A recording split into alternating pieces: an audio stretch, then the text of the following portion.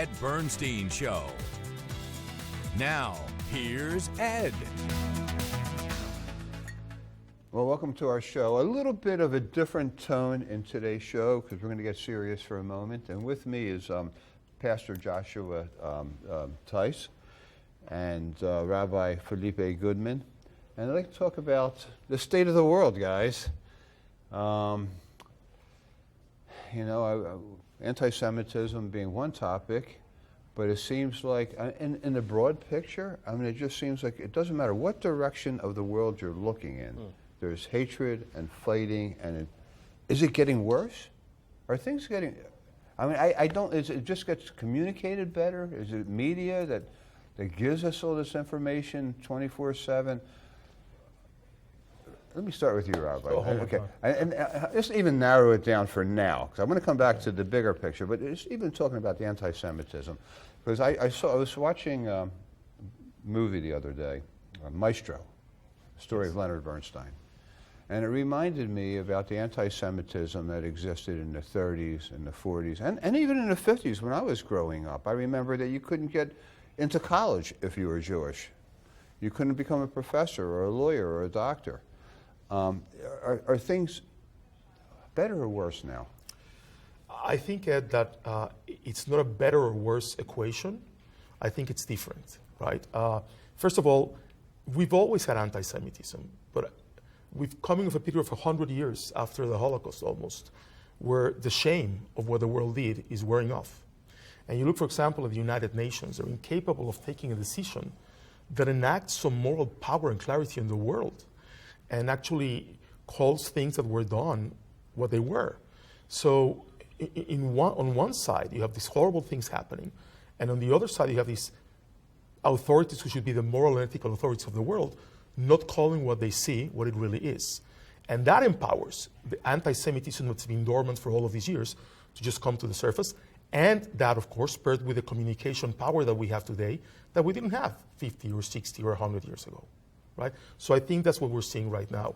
I think it's different. I think it's tremendously violent in a way in which young people are getting involved out of tremendous ignorance for what's happening. They just want to join a cause that they see as supporting an underdog, and they don't really understand what's happening.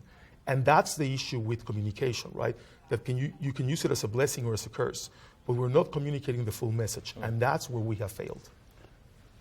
And Pastor, what is the feeling in your congregation about these issues? Do you hear about, is there a hush-hush anti-Semitism going on in the Christian community, or you don't notice it, or you don't hear about it, and what is the role of religious leaders in working against hatred? Yeah, that's a good question. Within the Christian community, there's a strong bias toward the support of the State of Israel and the Jewish people as a whole, but those would be those who are engaged in their Christian faith. So as you would know, in any faith, there are those who would claim a faith, and then there are those who practice their faith. Those who practice Christianity, who study the Scriptures, who know the Word of God, who go to church, there's a bias for and toward Israel in a positive way, in a protection of the Jewish people. So when you ask that question, we really have to clarify, who are we talking about? The Christian community as a whole, those who claim to be Christian, or the church community? Within the church community, there is a support, and I see it quite a bit. The only place that there may not be in church-going Christians would be in the younger generation, and that's primarily due to, I think, a lack of education of actually what's happening in the realm. I think we could blame social media. I think we could blame whatever powers and funding are behind different social media apps. Right. But what I would say more than anything is there is a bias toward young people to support the oppressed. And that's a good thing. They want to support those who they feel are most oppressed. The problem is they've been told a lie, a twisted view of what's actually happening, that those who are the oppressors are the Jews all around the world, and in Israel, and in the Middle East. And in reality, if they were to know the true story, they would stand in support of the underdog in this scenario, as Rabbi Goodman was saying, and that is the support of Israel, the Jewish people. Are they, or is the world able to divide? And is there a difference between anti-Semitism and support for the State of Israel? Look, I really believe that anti-Zionism and anti-Semitism are exactly the same thing. And explain anti-Zionism. Look, Zionism. some people say, oh, I hate Israel, but I love the Jewish people. Right. You cannot love Mexicans and hate Mexico, Ed. Okay? I hope that what I just said makes a lot of sense. Israel is the homeland of the Jewish people. This is our state, right? And Zionism is our right to self-determination. This is our national movement of self-determination. So you cannot hate our state, but love our people. That just doesn't jive. That's a lie. That's one of the biggest lies ever told in modernity, right? Oh, my best friends are Jews, but I just don't like what Israel is doing, so I hate Israel. And Jews who say, I am a Jew, but I'm not a Zionist, right? That's another problem with modernity. I don't know what they're thinking. My father used to say to me, you have no idea what it's like to be a Jew without the state of Israel, right? With nowhere to go, being the pariahs of the world, right? Exiled from place to place since the destruction of the temple. Right? So now, finally, we have our land, and we have to make sure it stays that way. One of the things that you were alluding to, I suspect, Pastor, was the misinformation about who is at the land, who is on the land first. Now, I was with my wife at church on Christmas Eve, and it was going through the scripture, and everything from thousands of years ago was occurring in Israel with the Jews, right? I mean, BC. And how do people, argue today that, hey, the Palestinians had this land before the Jews, when it's in every scripture? Yeah, as a follower of Jesus, I find it fascinating that at times there are those who will look and say, well, who is it that killed Jesus? Okay. And they'll say, well, the Jews killed Jesus. And these are the same people who would say the Jews were not there to kill Jesus in the land. And I think this is a logical fallacy. First of all, the Bible doesn't teach that the Jews killed Jesus. The Bible teaches that Jesus Christ, the New Testament teaches, that Jesus Christ laid down his own life for the sins of the world. He chose to do so and was turned over to the Romans who performed the execution. Right. But here's the question related to your original question. How is it possible for the Jewish people to be involved in the New Testament narrative if the Jewish people were not there to be involved 2,000 years ago? This is not simply Jewish history. This is not simply Christian history. This is world history that we're denying and rewriting, the fact that the Jewish people have not been there for thousands and thousands of years. Now, you've been there recently, right? And you as well, Rabbi. Yeah. You went back after October 7th. I've been back since October 7th, and I'm going back again on the 14th of January. I have not been back yet, but I would like to be. And what's it like there? I mean, let's talk about pre and post October 7th. You got there, you were there before October 7th. Yeah. I'm sure you went to, the Grand Tour, all the Muslim, the Christian, and the Jewish, historical shrines and sites, and they show you the struggles and the birth of Israel and where it's come and what the scientific advancements are and all of that. But what did you see under all the tourist stuff? Yeah. Well, I have friends who live in both Palestine and in Israel. People that I've connected with and connected to since before my travels to Israel, even from my college days. And what I've noticed as I've had an opportunity to visit both areas is I've noticed that there's a stark distinction between the neighborhoods and what can take place as it relates to pure freedom. So maybe you're not a religious individual that's watching today, and you might say, well, I just care about freedom. The stark distinction between the two is something that you probably want to go and see for yourself in Tel Aviv, or Jerusalem for that matter. On the very same street, you could have 4 individual houses. In one house, you could have a Jewish family. In the next house, you could have a lesbian couple. In the next house, you could have a Muslim family. And in the next house, an evangelical Christian family. And all 4 of them walking the streets together, shopping, and enjoying themselves. And a half mile across a fence, you will not have that Jewish family living there. You clearly won't have that lesbian family living there. The Christian family can live there under a special tax. And, of course, the Muslims can live there. Depending on the sect of the Muslim. Depending on the sect of the Muslim. Because there's fighting and fighting there as well. Yeah, to the point of what's the distinction, what I saw as you walk the streets of Jerusalem, and I thought this most fascinating, the very first time I was there, I think we were walking together in the streets of Jerusalem, and we saw little Muslim children and little Jewish children running around the streets at like 4, 5, 6 years old. And I said, why are they? He said, it's safe here. It's safe here. And it very much is. And so I do think those who have very strong opinions of the region are often those who have never been to the region. Yeah. So you ask, what is it like there? And now post. Look, first of all, before October 7th, right before, we were going through an existential crisis with the judicial reform that You're the talking coalition about the politics in Israel. Netanyahu wanted to take away certain judicial rights from the judiciary in Israel and make it easier to enact some legislation of his own, right? He basically wanted to change the way the Supreme Court worked and how it was selected, right? And we could stay here all day and argue whether he was right or wrong, the coalition was right or wrong, but the truth is the country was being torn apart.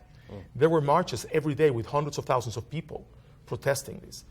And that was happening October 6th. October 7th, which by the way was Shabbat and a holiday, the moment Hamas attacked, it is like a switch was flipped, where the entire country became an incredible axis of unity. Everyone working towards the same purpose, no distinctions, no judicial differences, no right or left, right? No secular, no Orthodox. Even the Orthodox, the ultra-Orthodox who never go to the army, right, were enlisting to serve. Because what was done to us, Ed, was so horrible, so vile, so despicable, that nobody could just sit there and watch and say, I'm going to be on this side of the fence. And I'd like to ask you about what happened, because I know two of you have seen a film that was created by Hamas. It was shot by Hamas. It was their own film. It was different little takes that Hamas took with their body cams and their GoPros. Right. And then the Israelis put all of that together. And they keep finding more footage as they go through Gaza, by the way. Because when they did the attack on October 7th, they had GoPros and body cams, and they videoed it all. And so what was it like watching that, Pastor? I met with my friends, Rabbi Goodman and Rabbi Teis. And when we arrived at the room, we didn't know who all would be there. There were many civic leaders, politicians. We arrived for the purpose of being told that we had an opportunity at looking at 47 minutes of unedited footage of the October 7th attacks. I immediately approached Rabbi Goodman and Rabbi Teis. We've been friends for many years, and we sat in the back row. And we embraced, and we braced ourselves for the moment. What we saw was beyond description. The brutality and the hatred that was poured out upon festival goers, upon farmers, upon poor individuals that are just walking the streets, children, women, men. Brutal terrorism is what we saw with our very own eyes. And so to see the narrative be that somehow Israel is the aggressor or the Jewish people are at fault is shocking when you've seen this footage with your own eyes. To me, the most difficult thing to watch was not the film itself, but to listen to what they were saying as they were perpetrating the crimes. Because these Hamas terrorists make ISIS look like Boy Scouts said. And because they were screaming, Allah Akbar, God is great, as they were killing, you really understand they're fundamentalist Muslims. They're radical Islamists. But there's a scene where one of them, after shooting people, calls up his mother on the phone and says, Mom, here I am, I just killed 10 Jews. And the mother says, God bless you, go kill more, go kill more. Right? We didn't make this up. This is something that actually happened. When you hear something like this, you have to understand what evil actually looks like. You know, you can watch 1,000 terror films on TV. This is evil. This is evil. Well, and you know, this is not only about Jews. I mean, this belief is killing anybody, exterminating anybody who doesn't have their religious beliefs. I mean, there's this week, you know, there's the explosions in Iran, you know, because there's different sects of the Muslims that are killing each other because they, in the name of religion. I mean, this is. So look, we have never killed in the name of religion, right? The Jews have never proselytized, forced anybody to convert. We have never told anyone either you believe what we believe or you're gone, right? We basically have minded our own business. And that's part of what the world was said. And we're the canary in the coal mine. When we start suffocating, and that's what you saw on October 7th, the world will come next. And that's what we're watching now. This is what happened with Hitler, right? Exactly. It's And one group after the next. instead of trying to appease Hitler, the world immediately should have addressed it. And eventually they had to. We are looking at a play-by-play. But it doesn't. I mean, this doesn't feel good going into the future at all. You know, look. After the October 7th, I would like to tell this story. After the October 7th attack, my daughter got on a plane and went to Israel to go volunteer to bring supplies there. So there was a man on the flight that wanted to volunteer body bags and bring them to Israel. Israel, after October 7th, didn't have enough body bags. And they couldn't get cargo flights in and out of Israel, so they were on the El Al Israeli airplane, and everybody got out of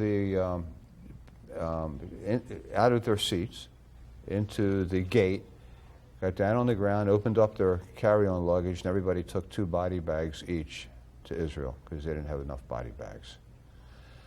I think, you know, the horribleness of what you have experienced in those films, I mean, it just keeps radiating outward and outward. There's just so much misery and grieving and war and even, you know, and look, let's get to the bottom line here.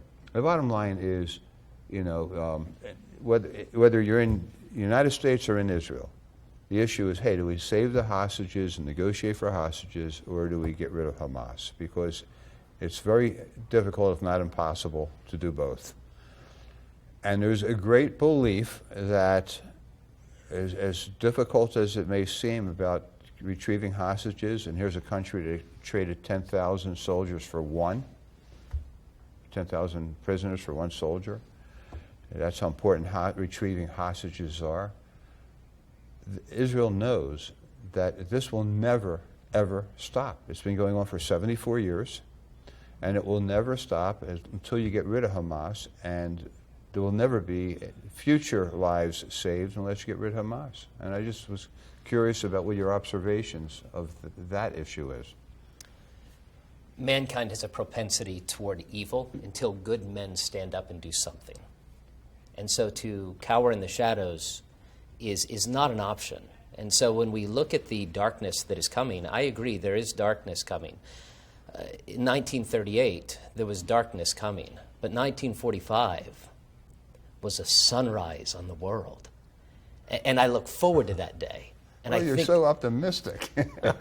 I think if good men like those sitting here and those that are waking up in this city, in this country, and around the world, when we do get determined and get a little steel in our backbone and go and deal with the thing that has to be dealt with, there is a lot of positivity and beauty in our future, but it's about getting up and doing what we must. And I want to say something too. Look, you can choose to look at the future and say, oh my God, it's so depressing. But I'm going to tell you something. And that's why your daughter got on the plane and went to Israel, right? Our generation looks at it different. We were born to believe and to think that we are no longer victims. And we are no longer victims. We have our own country, and we're going to defend ourselves. And that's also part of that light that Pastor Teis is talking about. I know it doesn't sound like, oh my God, we're all going to hold hands and sing Kumbaya. But for the first time in history, you're not going to come at the Jewish people and attack us and kill us, and nothing's going to happen to you. And that's an important lesson. I also want, look, driving here to do this show today, and I hear about high school shooting in Iowa. This is every day this year, 2024, there's been a school mass shooting as well. Last year it was a record for a number of people, shootings and deaths. This is not the way, this is not the Christian, it's not the Jewish way to do anything. I mean, what is going wrong in our country? Just a small little question like that. I mean, I think there's been a turn away from God, and I think as we, as human beings, tend to turn away from our Creator, who has created us with, yes, freedom, free will, and opportunity. As we turn away from our Creator, what we often do is turn to violence against one another. So I know it seems as a simplistic answer from a simple evangelical pastor, but I do believe that once people turn their mind back to the Creator, they begin to see one another as brothers and sisters to care for and not to fight. So I do believe that I believe in religious revival and I believe in religious reform. I do not believe that religion is the problem. I believe that a proper understanding of God is the solution.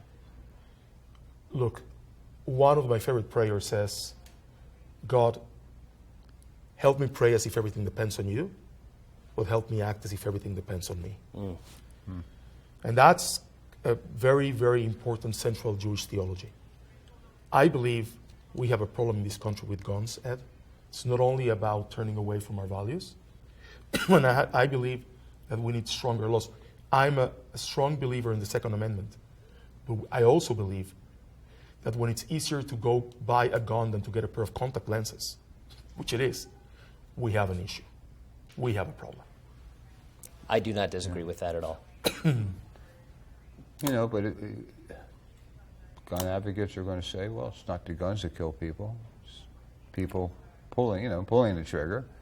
Goes back to what you were saying, Pastor, about, human nature getting away from God, but so many of what goes on are in the name of God. And I don't know how we ever get out of that loop. It's just difficult situations. But let's talk about, okay, you wanted to be optimistic. I loved your energy. So let's talk about 2024. Let's talk about some good things. What are you looking forward to in your congregation this year? Oh, 2024 is going to be a fantastic year, not only for our congregation, but for our city. If you live in Southwest Las Vegas, I'm very excited about the fact that Commissioner Jones just had the groundbreaking for the Jones Overpass. That's a big deal for our part of the city. It's only been 25 years in the coming. And as your congregation would say, thank God we're getting the overpass. Thank God we're getting the new overpass. Our church is actually building a new auditorium that will be opening in September. You're in Southern Highlands?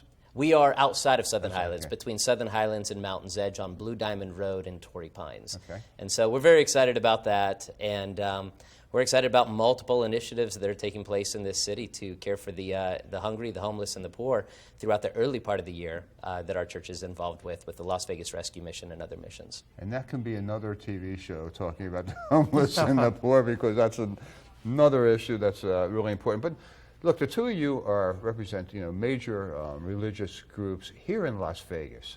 So when you go around the world and you tell your fellow pastors and rabbis, say, yeah, I have this congregation in Las Vegas. What is the feedback you normally get? Oh, it's fabulous. They want me to tell them the stories, right? Yeah. I think people do not believe or expect my answer when they hear how our congregation is growing, how we're facing the future. They just don't believe it. It's not the norm. We have one of the fastest growing congregations in the United States in the conservative movement, and people think I make it up, but I don't. And we are very stable. We're there, and we're looking at the future cheerfully, Ed. Thank God. People assume because it's Sin City that people are not seeking God, but I do believe where people see darkness, they want light, and that's what we're explaining. Often I tell the story as I travel about the fact that within our congregation, I always say, sometimes we get poker chips inside of the offering plates. You ever get poker chips in the offering plates? In the collection, in the tzedakah box, yeah. Yeah, we get I've gotten, yes. poker chips. Now, we don't get it nearly as much as the Catholic churches. Right. The Catholic Church has actually collected so many poker chips that the local diocese has had to create a separate sect of priests just to count the poker chips. That's amazing. They call them chipmunks. There's my joke. That's a good one. Thank you very much. See? That's why I love this guy. That's it. That's all I have. That's funny. But you grew up here in Las Vegas. Born and raised in Las Vegas, Spring Valley. And you came from a different, Mexico City. different world. country. Different Two world. different ways to get here. But I am in Las Vegas. I've been here for 25 years, Ed. And you're having your 25th year anniversary February 3rd. next month Right, at Temple Beth Sholom. Yeah. Very excited. Well deserved. Thank you, Ed. Well deserved. This is an incredible city. They call it Sin City, but there's more camaraderie and more love and caring in this city than most cities that I've been in, Pastor. So, it's just a name. I love this city, too. I love the city. Thank you so much, Pastor Joshua Teis and Rabbi Felipe Goodman. And I'd like to come back and talk about homelessness, because that's an issue close to my heart as well. See you next week.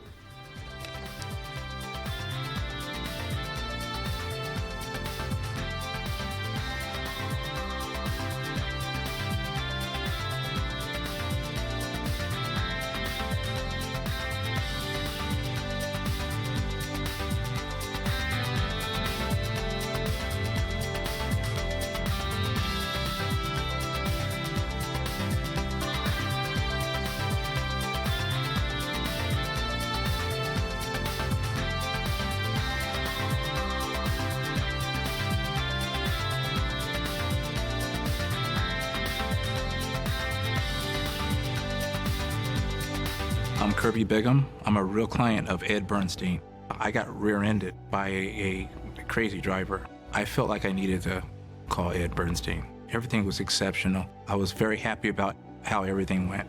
The most important decision you can make after being in an accident is hiring the right lawyer. So if you're looking for a lawyer who's going to treat you with dignity, with respect, and is going to fight like heck for you, then you give us a call.